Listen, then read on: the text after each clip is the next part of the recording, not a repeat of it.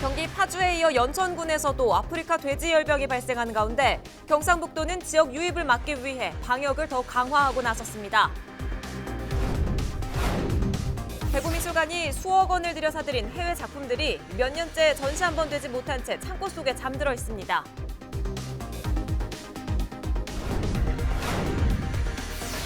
잇따른 포르말린 유출 사고로 경북교육청이 과학실 특별 점검을 실시하고 있습니다.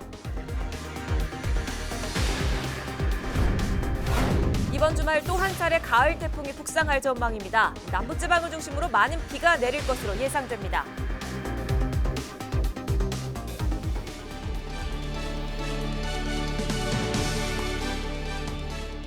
시청자 여러분 안녕하십니까? 헬로티비 대구 경북 뉴스입니다. 경기 파주에 이어 연천군에서도 아프리카 돼지열병이 발생하면서 경상북도는 지역 유입을 막기 위해 방역을 더 강화하고 있습니다. 3주 동안 다른 시도 돼지와 분뇨회, 도내 반입 금지는 물론 경북에서 다른 지역으로의 반출도 금지합니다. 홍정표 기자가 보도합니다. 경상북도는 18일 오전 축산 관련 전문가로 구성된 가축 방역 심의회를 열고 3주간 경북의 돼지 반출을 금지하기로 했습니다. 정부 대책보다 더 한층 강화된 방침입니다. 전 시도의 돼지들에 대해서 우리 경북 도내의 반입을 금지하고 또 아울러 경북 도내에 있는 돼지들도 타시도로 반출하지 않는 이게 3주간 저희들이 결정을 내렸습니다. 이는 앞으로 발생할 상황에 대비해서 저희들 차단 방역을 철저히 기하기 위해서. 차량 이동으로 연천 발병 지역 농장과 역학 관계가 있는 칠곡, 김천, 예천 농장 3곳에 정밀 검사를 실시했습니다. 현재까지 예찰에서 별다른 이상은 없는 것으로 나타났습니다. 이동 제한 기한이 경과한 2곳은 해제하고 한 곳은 3주간의 예찰 기한이 끝나는 오는 30일 해제될 것으로 보입니다. 축산농가 출입 차량 소독과 확인증 교부 등 22개 시군의 거점 소독 시설 운영도 강화됩니다. 축산농가를 출입하는 차량뿐 아니라 운전자, 동승자 역시 이렇게 소독 시설을 거쳐야 합니다. 축산농가 소독도 지속적으로 확대 시행합니다. 거점 소독을 마쳐도 농가 출입 시 다시 한번 강도 높은 차량 소독을 또다시 거쳐야 합니다.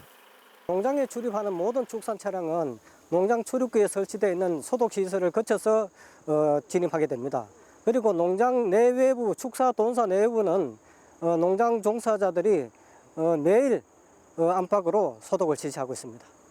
경상북도는 앞으로 3주간 도내 도축장에서 출하되는 돼지에 대해 무작위로 정밀 검사를 하고 검사에서 빠진 농가에 대해서도 추가 검사를 계속할 방침입니다. 헬로티비 뉴스 홍정표입니다. 치사율이 100%에 가까운 아프리카 돼지열병이 국내에서 처음 발생함에 따라 대구시도 유입 차단에 나섰습니다. 대구에 위치한 돼지 사육농가 13곳 8,400여 마리에 대한 발생 위험 요소 차단 여부를 확인하고 축산시설에 아프리카 돼지열병에 유효한 소독약 1,200kg을 긴급 배부했습니다. 전국적으로 이동 중지 명령이 내려진 가운데 이동 경로를 수시로 확인하고 경기도와 인천 소재 돼지는 앞으로 일주일간 반출이 금지됩니다. 대구미술관이 수억 원을 들여 사들인 해외 작품들이 몇 년째 전시 한 번 되지 못한 채 창고 속에 잠들어 있다는 지적이 나왔습니다. 억대 미술품들의 활용 방안을 적극 검토해야 한다는 목소리가 커지고 있습니다. 김선경 기자입니다. 대구미술관 지하 수장고에 보관된 미술품들입니다. 상자 속에 꽁꽁 쌓인 채 포장돼 있습니다. 이렇게 켜켜이 쌓인 미술품은 모두 14점. 지난 2012년부터 6억 원 정도를 주고 해외에서 사들인 이 작품들은 아직 한 번도 미술관에 전시된 적이 없습니다. 국내로 들어온 뒤 창고 속에만 박힌 채 몇 년째 빛을 보지 못한 겁니다. 대구 미술관에 소장품 관리 파트가 없더라고요. 그건 굉장히 중요한 일이거든요. 사실은 미술관의 가장 근본이 되는 일이 소장품 수집하고 관리하고 연구하는 일인데 팀을 만들었습니다. 만들어서 이제 그 모든 일을 게시해 나가는. 대구미술관이 지난 9년 동안 해외에서 구입한 작품은 모두 35점, 48억 원이 넘는 세금이 쓰였습니다. 한 점당 평균 가격은 1억 3천여만 원으로 국내 작품 구입비보다 10배 정도 높습니다. 문제는 이 작품들이 많아야 한두 차례 전시된 뒤 제대로 활용되지 못하고 있다는 점입니다. 매년 12, 15억 원을 들여 국내외 작품을 사들이고 있지만 관리는 허술한 수준에 그치고 있습니다. 대구 지역 작가들의 작품 비율이 전체의 절반에도 미치지 못한다는 지적도 나왔습니다. 대구시 의회는 미술관 전시와 지역 미술계 발전을 연계하고 잠자는 작품을 활용하는 방안을 담은 조례 제정을 검토하고 있습니다. 15개라는 작품을 구입하면서 활용료가 전혀 없기 때문에 앞으로는 이런 개선점은 조례를 발의해서라도 좀 이제 작품을 구입할 때 정말 옳은 작품을 구입을 할 수 있도록 이렇게 하고 또 그 활용도도 어떻게 하라는 이런 앞으로 조례를 제정해서 좀 정비. 대구시도 올해 안에 미술관 소장품의 활용 계획을 세우고 다른 시도와의 교류전도 개최하기로 했습니다. 해외 작품만을 가지고 주제 전시를 할 수 있는 단독 전시로서는 아직 한계가 있는 어려움이 있습니다. 미술관에서 구입한 고가의 해외 작품을 시민들이 자주 접하실 수 있도록 전시 활용을 방안을 마련하여 추진하는 것이 올바르다고 생각합니다. 많게는 한 작가당 3억 원이 넘는 예산을 들여 마련한 고가의 미술품들. 혈세가 엉뚱하게 낭비되지 않도록 하기 위한 대책이 필요해 보입니다. 헬로티비 뉴스 김성경입니다. 포항 대잠동 양악공원 아파트 건립 문제가 찬성과 반대 주민 간 갈등 양상으로 번질 조짐을 보이고 있습니다. 인근 아파트 입주민들의 거센 반대 속에 대이동 자생단체는 찬성 입장을 밝히고 나섰습니다. 정필문 기자가 보도합니다. 피켓을 든 주민들이 포항시청 광장으로 줄지어 들어섭니다. 양악공원 인근의 아파트 입주민들로 17일 집회를 열고 대규모 아파트 건설 추진에 강력하게 반발했습니다.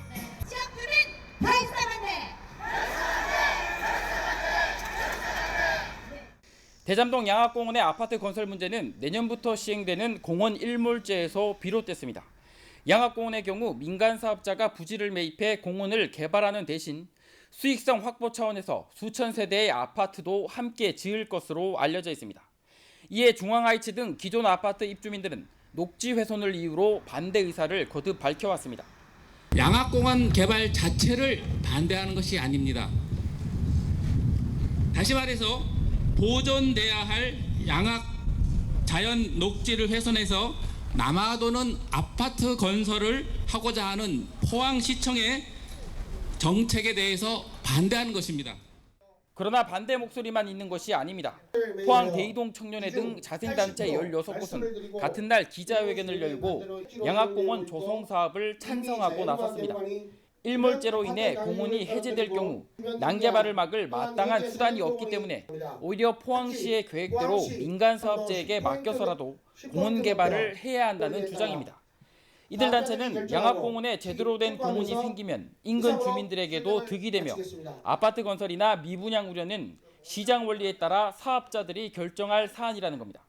애들이 쉴 수 있는 공간이 없습니다. 특히 뭐 이렇게 뛰어놀고 할 수 있는 공간이 지금 철길공원 하나밖에 안 생겼는데 제 생각에는 이제 우리 미래 세대들 그리고 연세 높으신 분들 그런 분들이 이제 복지 차원도 있고 그리고 우리 애들이 커가면서 부모와 같이 뛰어놀 수 있는. 이런 가운데 포항시는 현실적으로 양악공원 부지를 매입할 만한 여력이 없기 때문에 공원 개발을 민간 사업자에게 맡기는 특례 사업 추진을 굳히는 분위기입니다. 양악공원 개발을 둘러싼 주민 간 찬반 의견이 수면 위로 떠오르면서 민민 갈등으로까지 번질 조짐을 보이고 있습니다. HCN 뉴스 정필문입니다. 최근 경북 지역 학교에서 포르말린 유출 사고가 잇따르자 과학실 안전 문제가 도마 위에 올랐습니다. 경북교육청은 전수조사를 통해 남아있는 폐시약과 포르말린 등의 유해 물질을 전량 수거해 폐기하고 있는데요. 과학실의 안전을 담당하는 인력 부족 문제와 폐기하지 못하는 화학물질의 처리 방법은 아직까지 해결해야 할 과제로 남았습니다. 현장 점검 360도 전병주 기자입니다.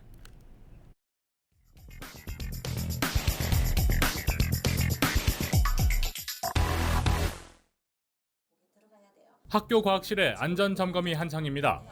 관리 지침에 맞게 수업을 실시했는지 확인하고 실험에 쓰이는 시약이 잘 보관돼 있는지도 점검합니다.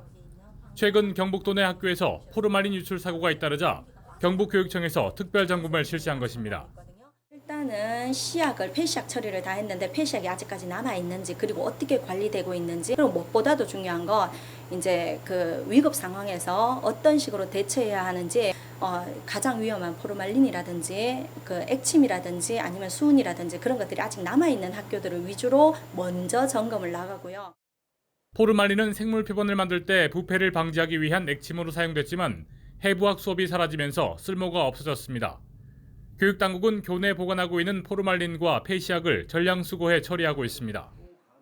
지금 교육과정에서 이제 뭐 생명 존중 사상이나 이런 것 때문에 교육과정이 없어지면서 그런 자료들은 이제 뭐 그림이라든지 이런 걸로 충분히 대체가 되니까 또 이런 유리병도 또 오래되고 밀폐된 상태도 지금 많이 돼가 막 이래 자연적으로 유출될 가능성도 있고 이래서 한 몇 년 전부터 폐시약 처리할 때 뭐 식물고 표본병도 우리가 같이 처리를 하고 있습니다. 경북교육청이 폐기한 포르말린과 폐시약은 한 해 평균 20톤이 넘습니다. 올해는 30여 톤을 처리했습니다. 그럼에도 불구하고 끊임없이 발생하는 유출 사고에 대해 근본적인 문제를 해결해야 한다는 지적이 일고 있습니다. 사고가 발생했을 때 대처할 수 있는 전문 인력이 학교에 없다는 것입니다. 예전에는 이렇게 과학실을 관리하는 과학 전담사들이 있었는데요. 2012년도에 교무행정직으로 통합되면서 과학을 전담하는 행정사들이 줄었습니다. 경북도 내 900여 개 학교 가운데 70여 명의 과학 전담 교무행정사들만 남아 있습니다. 24학급 이상 학교에는 과학 전담 교무행정사를 따로 두게 돼 있지만 소규모 학교에서는 예산이 부족해 행정 업무를 담당하는 교무행정사가 과학실 관리도 함께하고 있습니다. 3시간 파트타임을 쓰다가 그다음에 올해는 또 그 학교도 없어졌어요. 없어지고 이제 뭐 전담 선생님께서 알아서 하시거나 아니면 제가 행정사가 같이 교무실에 업무가 많은데 과학을 같이 하다 보니까 과학은 안전이 가장 중요한데 저는 과학을 아예 과학 쪽으로 전공을 한 것도 아니고 만약에 위급한 상황이 있더라도 언제든지 준비실에서 가서 도와줄 수 있는데 저는 아예 교무실에 배치가 돼 있기 때문에 전문 인력, 자격을 가진 인력이 배치됐으면 좋겠는데 그 전에라도 우리 학교 입장에서는 뭐 과학실, 교구나 약품 같은 거를 이래 관리해 줄 수 있는 보조 인력, 교무 행정사들을 좀 더 추가 배치를 좀 해줬으면 하는 바람입니다. 소량의 포르말린 유출로 학생 60여 명이 병원 진료를 받은 것을 두고 대응이 조금은 과했다는 지적도 나옵니다. 2017년 포항 지진 당시에만 12건의 교내 포르말린 유출이 있었던 것으로 확인됐습니다. 독극물로 분류는 되어 있지만 실제로 우리가 쏟거나 해서 그 냄새를 맡거나 아니면은 약간 묻은 정도에서는 거의 증상을 일으키지 않습니다. 관리를 좀 잘 해야 되는 것도 중요하겠고요. 이런 독극물이 학교에서 사용하는 독극물이 실험실에는 몇 가지가 있는데 그런 게 쏟아지거나 벌어질 수 있는 상황에서 어떻게 대처를 하자 하는 매뉴얼이 제대로 되어 있지가 않은 것 같습니다. 포르말린 외에 폐기 자체가 어려운 유해 화학 물질은 처치 곤란입니다. 수은 온도계도 최근 알코올 온도계로 교체되면서 폐기 대상이 됐습니다. 기압이나 온도를 측정했던 수은의 경우에는 이렇게 학교에서 따로 보관을 하고 있습니다. 이게 중금속 물질이기 때문에 자체 폐기가 어려운 데다 환경부에서 아직까지 지침이 내려오지 않았기 때문에 이렇게 폐수통 보관함에 보관할 수밖에 없는 상황입니다. 수은에 노출되면 폐 손상이 심할 경우 경련 또는 사망에 이를 수 있습니다. 노출이 만성화될 경우 중추신경계와 신장에 장애를 유발하는 유해 화학 물질입니다. 수은이 유출될 경우 황을 뿌린 뒤 수거를 해야 할 정도로 처리도 힘듭니다. 그거에 대해서는 이제 폐기물 분류를 별도로 하고 처리 방법도 별도로 하는 폐기물 관리법 하위법령 개정을 저희가 추진을 하고 있고 지금 기존의 방법대로는 안전하게 처리가 좀 어려울 것 같다라는 지적들이 있어서 그 부분에 대해서는 저희가 그날 기관이나 학교나 병원이나 이런 데 안내를 해서 당분간은 폐기하지 말고. 끊이지 않은 과학실 안전사고, 전문 인력의 충원과 관리 지침 이행으로 학교에 도사리고 있는 안전사고를 미연에 방지해야 할 것으로 보입니다. 현장 점검 360도 전명주입니다.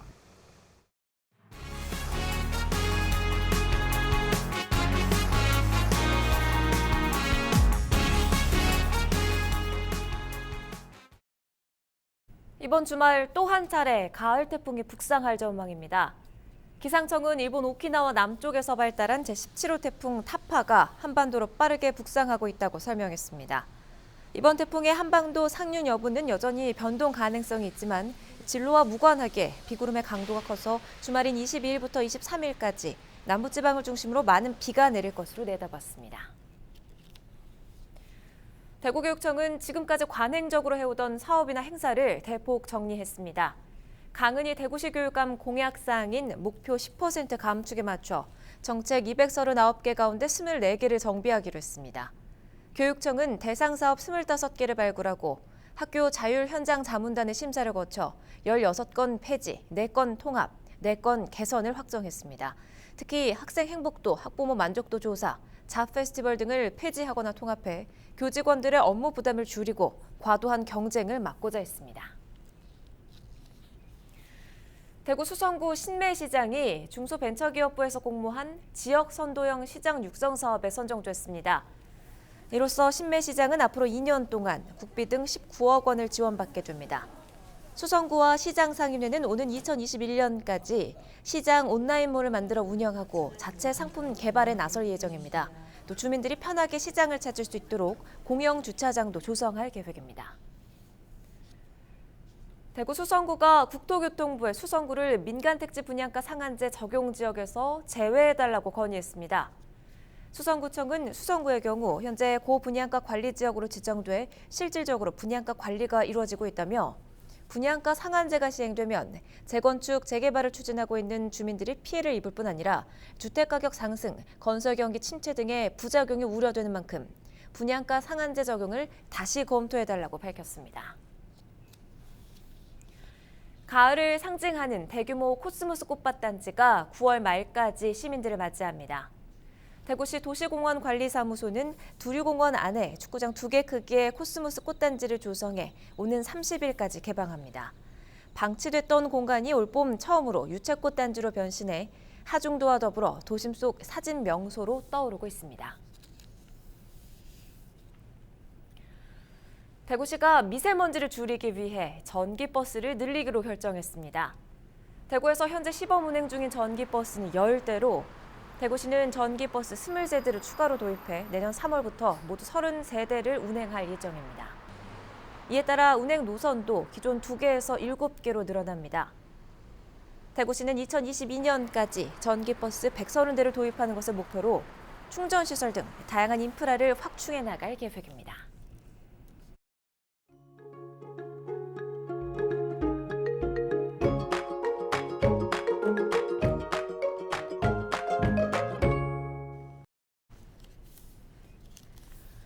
(9월) 중순이 지났는데도 낮에는 아직 덥죠. 하지만 아침과 밤에는 무척 선선하니까요. 감기에 걸리지 않도록 옷차림 잘 해주셔야겠습니다. 자세한 날씨입니다. 19일 목요일 날씨입니다. 아침에 15도로 시작해 한낮에는 25도가 예상됩니다.